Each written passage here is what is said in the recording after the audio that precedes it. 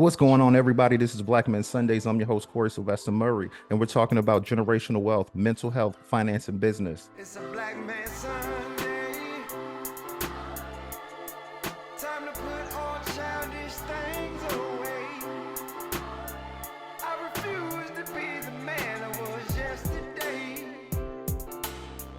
Gotta put my best foot forward and elevate.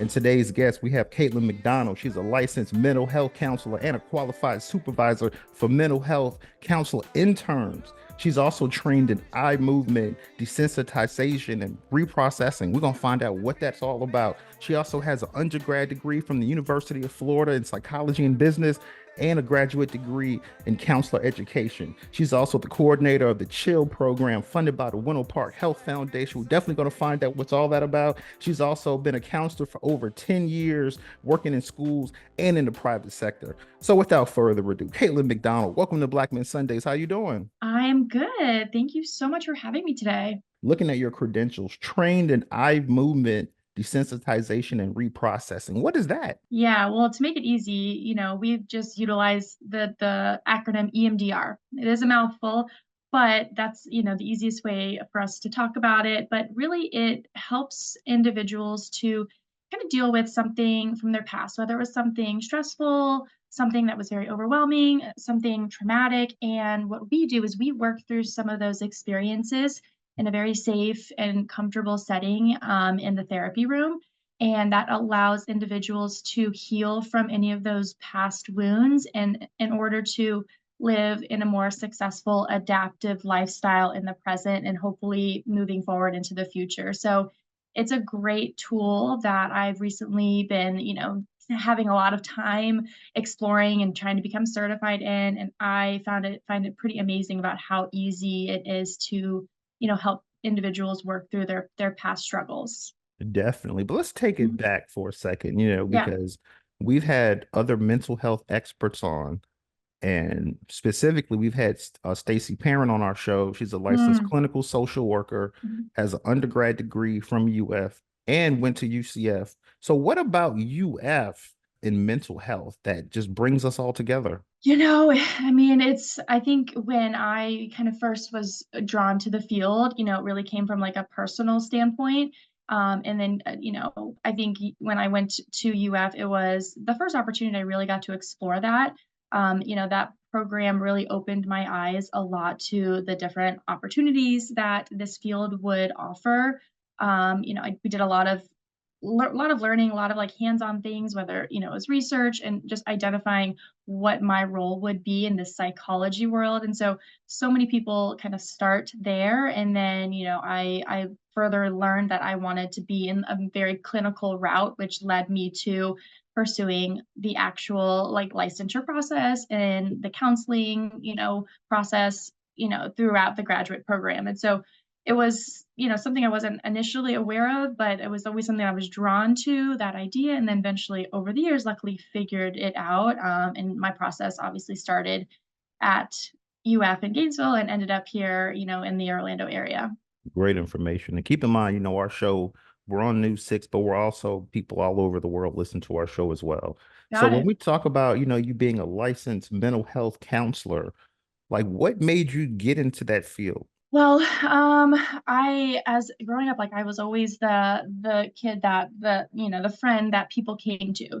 They just always sought out my kind of input. I was always just somebody who could listen really well, and that was something that came naturally to me. So that was started really early, obviously way before I knew I would be here. And then over the years, I had kind of family that struggled with mental health. And I think that also opened my eyes in a very personal way of how that could really impact people and really could impact anybody, as close to home as it was for me. So that's where it started. And I didn't really know what that was going to look like for a long time until I kind of came into the idea of what it is to be an actual counselor, in that therapy role.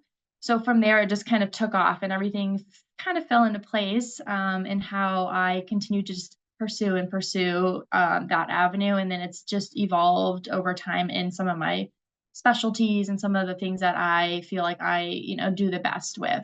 Definitely. Okay, well, let's I was just warming you up a little bit. Let's talk about because you're the coordinator of the Chill program. Let's talk Yes. about what that is. Yeah, so the Chill program is this wonderful, wonderful program. It's a program that is funded in the Winter Park, Maitland, and Eatonville communities. It is a free service that we are located in 5 schools at the moment. Historically, we've been in up to 12 schools in those 3 communities. And what we do is we offer individual, family, and group counseling to the students for free of charge. So we've been around for, 20 to 30 years in these communities, in these schools, having licensed therapists on these campuses to support the students, the parents, the teachers. So I have been in the counseling position with the Chill program, and at the moment I'm currently in the supervisor position. And so I know really what it's all about, being in the schools, but then also from the more administrative side of things as well. But yeah, it's a program that I love, and I've seen how much it impacts, kids and families in our area. Yeah, because I was looking, it says the Winter Park Health Foundation has funded the Chill program. So Mhm. talk about that a little bit. Yeah, so the Winter Park Health Foundation is a great organization. They've also been around for many, many, many years. And they are constantly at the forefront of youth mental health. They have been focusing on that as long as they've been in existence, and they have never wavered in their passion there in trying to support youth mental health in these kind of Winter Park consortium of communities and schools. And particularly, they find the great benefit of having access to these services where students and families are most often at schools. And so, whether it's through counselors, through nurses, through health initiatives that they have kind of funded through grants and other organizations, they are always kind of spearheading this topic. And it's been something that I've seen change over the years, but in how it's been delivered, but the message is always the same. This is important, and they're not going to kind of, allow it to just fall on the wayside. So we've been fortunate to have their funding over many, many years to support the importance of, youth mental health. Definitely, yeah, because I always hear the term mental health is health, and I'm Mm, not gonna lie, outside of me doing this podcast the last few years, I didn't really, for me, I thought mental health was I'm good. I don't need it. But then, started right. having some family members pass away, friends commit suicide. Then all of a Mhm. sudden it's like, well, let me call her and let me go have a meeting. Then I'm like, wow, Sure. I actually felt better. So when we talk about mental health is health, how can we further hammer that home? Yeah, I mean, just like what you're saying, as much as like our physical health, that's kind of primarily what we think of when we say, "Oh, are you healthy?" Yeah, we think is my body healthy, but health is so much more. So yeah, it involves like our mind, the way that we view ourselves, how we take care of ourselves in a much more bigger than our physical self. So yeah, I mean, it's extra extra important, and research has shown, very recently that just being open and connecting with yourself and knowing yourself allows you to handle the things that life might throw you, whether it's, kind of things like, the loss of a loved one or, family issues, your own personal struggles. It's important to be able to have a safe place where you can talk about those things, get support for those things, and doing so with somebody who has training to walk with you in that journey and finding what may work for you, because that's the hard part is everybody's so unique that what works for you may not work for me. And that's part of the process is discovering each person in their like individuality and giving them whatever supports that's going to work best for them. Let's go back to the chill program for a minute because I see you guys have some upcoming free activities. What Yes. are those? What are the dates on those? So one is July 9th. It's right around the corner. It's from 4 to 6. So it is at the Center for Health and Wellbeing. It's kind of a rec kind of community center in the Winter Park area. And it's a family fun night. So we've already hosted one this summer, and it's a great, fun indoor program that we have lots of games, activities, just a kind of a fun place for families to get out of their homes, do a little connecting, checking in with themselves, whether it's learning about how to take care of themselves a little bit better or just connecting with their family members. So that's the first one. And then we're going to have a very similar one, but it's going to more geared towards back to school. And that's going to be August 21st. So it'll be about 2 weeks into the school year here in the Orange County area. That's also from 4 to 6 at the Center for Health and Wellbeing. Very similarly, we're going to have just an opportunity to have fun, allow the family members to connect and kind of shake off some of those like first couple of weeks of school jitters. And then in the works, we are going to be hosting a variety of different like just learning opportunities through different presentations for the community. These ones are still working out. So historically, we've done topics about mindfulness, like child and adolescent development, self-care, all of these tools that people can use for themselves, but also how they can tailor it to their children. So we're going to be hosting a number of those presentations throughout the school year at the same center. How important is family participation at these events? Huge. I mean, obviously, we're in the schools working directly with the children and the youth, but we, throughout the CHILL program, we require parent involvement. We need the parents' help. We need the parent support. We have to work together as a team because there's no way that, the kids are going to be as successful without everybody advocating and supporting them. And so we are, always encouraging families to just look inward and turn inward and come back to the basics, whether that is just being kind of, engaged in each other's lives, whether it's family dinners, for example. It could be just having game nights, any little things that, you can get back to where you just connect with people, turn the devices off, limit the technology and really just get to know your family members. We find it's very important for parents to really spend that time to ask their children just questions about themselves. It makes it easier for the kids to go to their parents and their family members when they have something difficult or something hard that they need to share with their family. I feel like when I was a kid growing up, you really didn't hear about mental health. It was just kind Sure. of, for me, my family always said, just have some mental toughness and you'll be Mhm. fine. But, nowadays, when, I feel like the mental health is really booming. A lot of Mhm. people are getting advice. I see a lot of professionals, not professional mental health, but like professional people Right. going to mental health counselors saying, "Oh, Right. I see my counselor like once a month, once a week, and she keeps me Mhm. going." But talking about our children these days, with the Instagrams and all the phones, what is it Mhm. about that, because I saw a statistic that said 50% of Mhm. lifetime cases of mental health begin at 14. Why is that? I mean, it's funny. I was literally just thinking of this exact kind of question and really trying to put it into words, but I think it's so many things. Like kids now, it's very different than, I think, the parenting generation and how they grew up. First of all, it is technology. The access to information is so quick and easy. And then, if you think of the social media, that has added a lot of like fuel to kind of the impact of mental health for our youth because of the access to things that they see. Kids often will compare themselves to things that maybe are unrealistic or untrue online.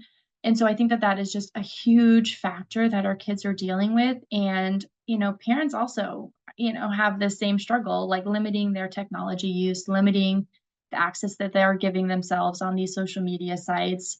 And so that has been a huge impact on, kids and their ability to kind of deal with the other more typical struggles like fight with a friend or a breakup, those things that pretty much are pretty common in that adolescent time period, but they have all these other aspects attached to them that they become so much more complicated and they're so much more like obvious to people when you are struggling that people can easily see it via social media and the technology that's available now. Yeah, because also I was looking, it says 1 in 6 age 6 to 17 experience mental health disorder each year. Let's talk about Mhm. that. When we talk about like mental health disorders, a lot of times it can just it almost makes it seem like there are like diagnosed and really struggling, but everybody has stress.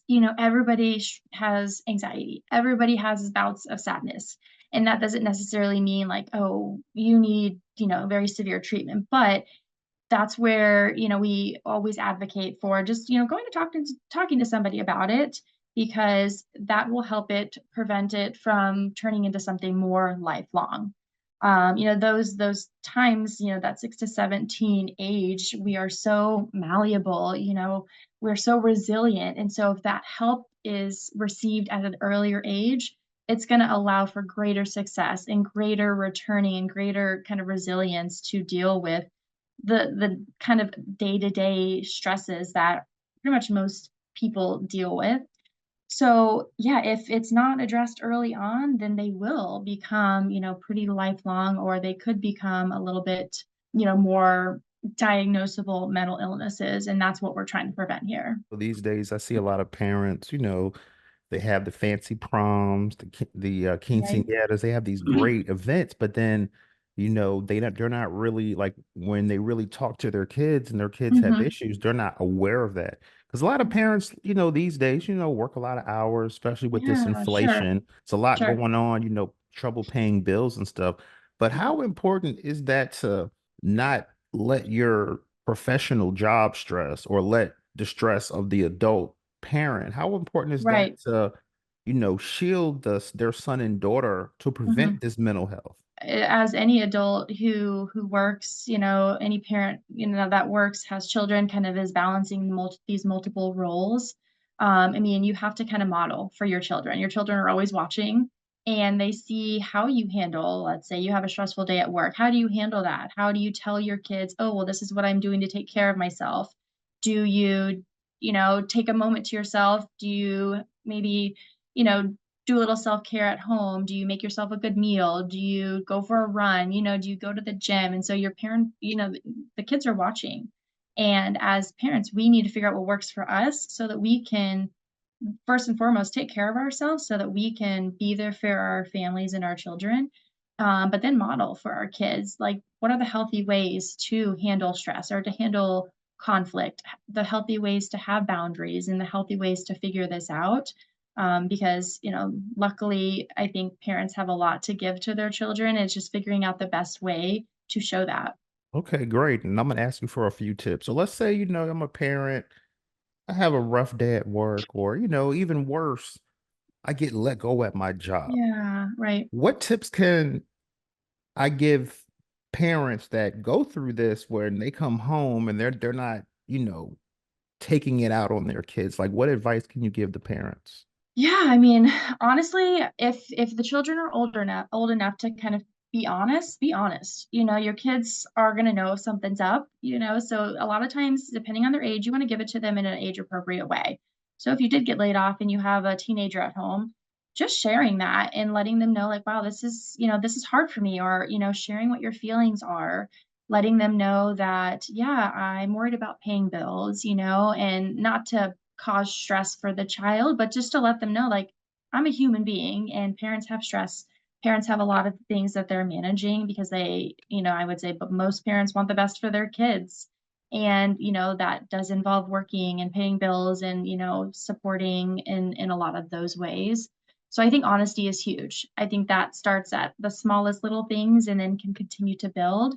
Open communication is huge, and just having, good routines with children that can kind of sustain when there are difficult patches for the parent, for the child. Those are the things that are really going to matter and help those families to continue to persevere during those difficult times. Oh, that's great information. I'm glad I asked you that question. Now I want Yeah, to transition to the business side of things. And this question is really for the licensed clinical social workers, for the other mental health counselors. Like we've had a yeah, few on our show, and some of them are trying to start their own private practice like yeah, you. yep. So what advice from a financial perspective can you give if I'm a mental health counselor? I'm working for an association or business, Mhm. but I want to start my own. Like, what type of money should I have saved up? Like, what tips can you give for other counselors that are trying to start their own practice? Yeah, yeah. I mean, it's a very personal kind of decision. And luckily, a lot of the expenses can be pretty low in the beginning. Sometimes it could be like you just have an office at home, or you only rent an office by the day or by the hour. And so you can really limit your expenses while you are building up a caseload. And that's what I was fortunate to do. I started out one day a week. And then as I got more clients. I was able to go to 3 days a week, and continue to build it over the past, it's almost been, 5 or 6 years now. And, you have to really, I think the other key thing is hone in on what your specialty is. So clearly that takes a lot of time. You're not going to know that right off of the bat, but knowing what you love. Like, for example, I love working with kids. I love working with teenagers and their families. I've always done that. And that's where all of my experience comes from. And so figure out what your passion is, figure out what you are good at, and make sure you're able to advertise and market yourself as such. And then you will be able to be successful because you're getting the type of clients that you feel most comfortable with. So for example, like I don't have very much experience working with individuals who have addictions. Somebody calls me for that. I'm like, well, I am not the right person because I don't have the training, the experience, the knowledge, and I would just, not give that client what they need. And so being able to also say, no, I'm not the right person, and connecting them with other providers in our area. So I think, it can be scary at first, because especially if you're doing it without any other income. But a lot of times it's that balance of you have a steady stream, because private practice can also be inconsistent and you don't always know how much money you have coming in, like a W-2 position. We have a lot of CEOs and entrepreneurs that Hmm. come on our show, and they always say it takes them about 3 to 5 years for them to really get it going. Is that the same in the mental health field? It can. I would say I fit that. Like it took me about 3 years, but I wasn't, doing this primarily. Like I was always having another position, and also like I had kind of kids in the process, so it wasn't my main focus. But I also know I've seen people do it in 3 months, So if it just kind of all the pieces fit, if you are in kind of the right location and if you got yourself, the structure set up, I think it can definitely happen that way, but also not to jump in expecting that to happen for you. So it really, I think you have to be flexible with yourself and be willing to kind of sometimes put yourself out of your comfort zone and trying some new things to see what really fits and what works for you. But knowing like there's a lot of freedom in having your own private practice because you're your own boss. So you get to kind of make the rules. So that's the nice part. And let's go back a little bit too, because as far as establishing a private practice, you Hmm. did mention working out of your home, but let's say you are in a W-2 position and you're Right. trying to establish a private practice, like from a financial perspective, like what type of money should you have saved before you say, okay, I'm either gonna try to buy a building or Sure. rent a Sure. location? Let's talk Yeah. financially, like numerically. I would probably say you'd have to look at your kind of personal expenses, and I would say have at least, the 3 to 6 months where if you didn't have anything coming in that you would be able to kind of commit to that.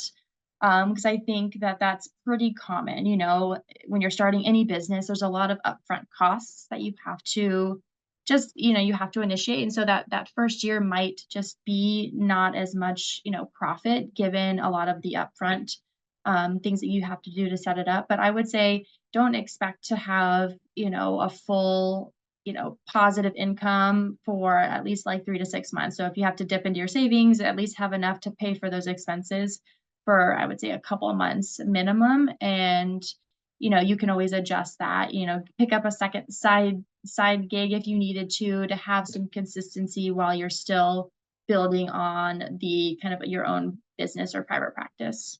Definitely. And how difficult is it, if you're already in a W-2 mental health job Hmm. and you have clients coming in, Hmm. how challenging is it to have them transfer to your private practice? I think that kind of depends. So sometimes, it depends on if the company you're with has kind of what we call like a non-compete. So sometimes they won't allow you to bring over your individual clients. So that's kind of been something that's being fought on in our field for, counselors are trying to get rid of that from the business. So there is a little bit more freedom for, let's say, clients to follow their therapist if they choose to. So yes and no. It kind of just depends on some of the agency's kind of guidelines. But I think the best way to start a private practice is the connections with other therapists. So going out to breakfast, going to lunch, going to networking events, join some of the local organizations that are in your area, and that will be the key so that people know who you are, they know where you're located, they know what you do, and, it's nice to have a face to a name, and that's huge in our field to being able to build up your caseload. Yeah, great information. And you're also a qualified supervisor for mental health counselor interns. Let's talk about Yes. that. Yeah, so once individuals graduate with their graduate degree, they apply for it's like a provisional license through the state. And they are either like registered mental health counselor interns or registered marriage and family therapist or registered social worker, depending on your educational background.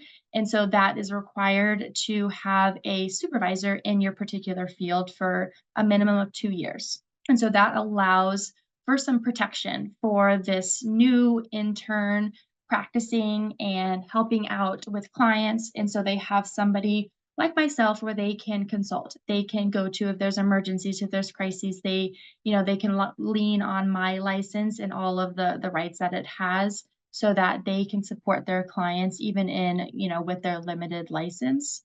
And so after those 2 years, then, if they meet all the requirements, they can apply for their licensure and then they have, all the capabilities that comes with it. Wow, great information. And when I think of mental health, like I said, I've had licensed clinical social workers. Yep. I have you. You're a LMHC, Yes. licensed medical health counselor. What Yep. other flavors in the mental health field are there besides those two? So there's also a licensed marriage and family therapist. So traditionally, those would be individuals who maybe work with a lot of couples or family units. That is kind of their specialization. They have a lot of specific trainings in those ways. But then outside of that, there's tons and tons of other, specialties that somebody could get. So for example, with the EMDR, you can get that training, you become certified in that, and that really helps you to advertise and market yourself for anybody that wants to deal with any trauma.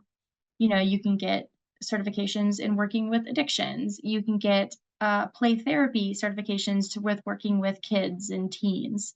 So all sorts of different smaller levels that people can continue to explore and specialize themselves in so that they can be really unique and the expert in whatever it is that they're doing. Great information. You're making it so easy. Okay, I have two more questions for you. Okay.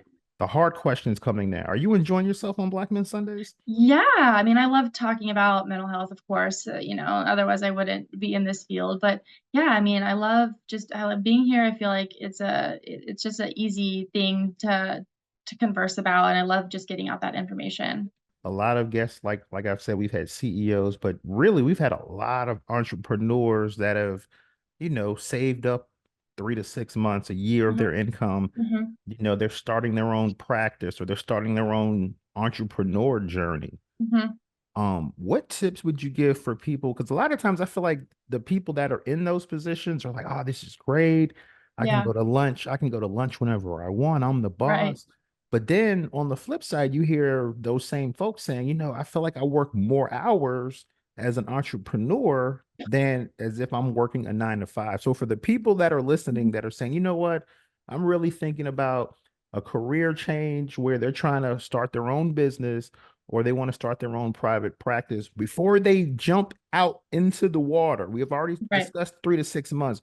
What right. else? What other tips can you give before they fully take that dive? What really worked for me was taking it slow. I didn't have to fully dive in, and because I didn't really have that opportunity to have just 6 months saved up. So I had to always have a full-time position, and, like, to what you're saying, that did mean I was working a bit. I was working quite a bit, and on top of a full-time job, really trying to build out my practice. And so as you work at it, I'm at this point where I am working less and the finances are better than they ever have been with just, a W-2 job. So the shift is there, if people want to do it, it's very possible. You just have to figure out your pace. Some people want to dive right in and they have the opportunity that presents themselves and that can easily happen too. So I think you have to know yourself a little bit. I think you have to educate yourself on the business side of things because I think as therapists, we don't really get that training. A lot of people don't get that training. And so you have to figure out what are the tools that I need? What are the maybe resources I need? Like an accountant, for example, somebody that can be on your team and get all of the advice that you can from other people in the field. I also did that, and it was very, very helpful for me. So make connections, educate yourself on the business side of things. I think, anybody that wants to do private practice has the clinical training, but they don't have necessarily the business side, that expertise that they really need to have a thriving business. Definitely. And you said an accountant. What other, because I feel like, when a lot of people go in business for private practices, you're right, they don't really fully understand the business side of it. So, Mhm. I mean, outside of an accountant, like what surprises did you have financially for your business? Um, I think that's one of them, just knowing like liability, how to protect yourself, how to protect your business, and just making sure that you have all of your, let's say, like documentation, the paperwork side of things as well, because those are easy things that can just be like, oh, I don't need that. That's not as important, but it really is. And you need to have that solidified before jumping in. Otherwise, you set yourself up for, potential litigation or just not really knowing how to handle kind of sticky situations that may arise. So having all of the parts of your business up and running, and sometimes that might mean you have a software system that you utilize. So knowing what your process is very important. I think other experts would probably be, and knowing how to kind of document effectively. So whether you're kind of utilizing individuals just paying you directly, or if people are using their insurance benefits, they're very different processes, and you need to know how to meet those requirements. Otherwise, once again, you could put yourself in a very unfortunate situation. And so knowing what's expected of you outside of just, oh, I can be a good therapist. Well, there's a lot more to it that you need to also be good at. Some tips for parents where, let's say their son, daughter comes home, they're a little aggravated and they don't really know how to calm them down. Or on the flip Yeah. side, the parent comes home a little irritable, agitated. What tips can you give from a mental health perspective that can help Mhm. the household? Just being able to talk about it is important. Obviously sometimes it's hard to talk if we're in a emotional, agitated, frustrated state. So figuring out what each individual person may need in order to, let's say, like, manage your emotions or regulate your emotions. And so a simple kind of activity, it's kind of a buzzword, but like utilizing mindfulness and grounding techniques. So it could be just connecting with some deep breathing. It could be using, something that calms you down from like a sensory perspective, like it might be smelling a scented candle, or it might be massaging your hands, and that pressure in your hand. So finding a way that you can kind of regulate your body in a physical way, and that'll help you being able to then deal with your emotions in a more logical standpoint. So I think that is where to start. You have to look inward and figure out what works for you, and then you can better support yourself, and then in turn support the rest of the family members. And so yeah, I think that is key, and it's an easy thing to kind of explore on your own without necessarily needing that professional help right off the bat. Oh, awesome. Okay. And lastly, is there anything that I didn't ask you? Because I feel like I was trying to be well rounded in our Sure. conversation. Sure. Is there anything that I didn't ask you that you wanted to mention? No, I mean, we covered a lot, but I think just as for anybody that is listening, parents, anybody out there that is kind of concerned for another person, I think it's important to just pay attention to things that you may notice. So like major changes that people might be experiencing, whether it's somebody's acting differently or somebody's, their appearance has changed drastically, those things are things to note, and they don't always mean something is wrong. But if multiple changes are happening in a quick period of time, it might be a moment to pause and just be like, huh, and notice. We don't want to question people and be like, well, why all of a sudden are you doing this? Because it makes it feel like it's something wrong. But really, we just want to notice and be like, hey, I'm curious about this. I think that's the key, is being curious, to not judge other people. And that helps people to, one, trust other people and be open about if there is something that they want to share. So I think that is a good place to start, is, just being curious, asking questions, and not trying to make people feel bad for, things that they might be experiencing. Well, Awesome. Caitlin McDonald, thanks for coming on Black Men Sundays. I've enjoyed this conversation. Licensed mental health counselor and qualified supervisor for mental health counselor interns, Yes, that's private me. practice chill program, and you have All the events coming up. things I know. Yeah, oh yeah, you're doing it big. Yes. Yeah, Yeah. so definitely I appreciate you. I appreciate your time coming on our show. We'll definitely want to have you back. And if you have some events, because also with Black Men Sundays, we're not just a podcast. So we've done Turkey Drive and we do Oh, community awesome. events as well. So if there's anything you have that we can come and put a camera on, we'd love to, partner with you. Okay, great. Yeah, I mean, I would say, a lot of our free events are happening at the Center for Health and Wellbeing in Winter Park. So you just can go to their website. You can kind of navigate what sort of things stand out for you. There's lots of like yoga, kids, family friendly things. So that's a great place to start in trying to get some, connections that might be just like free supports for family right now. Well, sounds great. Well, thank you for your time and enjoy your week. Thank you so much. Had a great time. It's a black man Sunday.